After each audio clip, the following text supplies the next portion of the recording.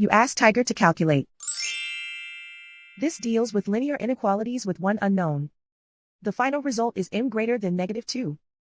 Let's solve it step by step. Group all constants on the right side of the inequality.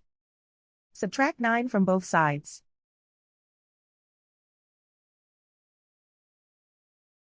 Group like terms.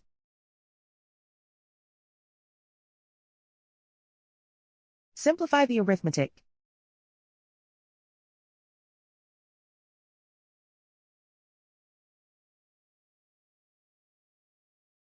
Isolate the m.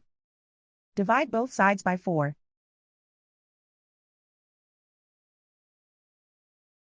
Simplify the fraction.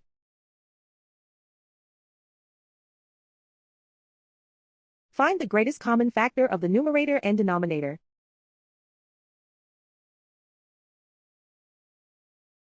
Factor out and cancel the greatest common factor.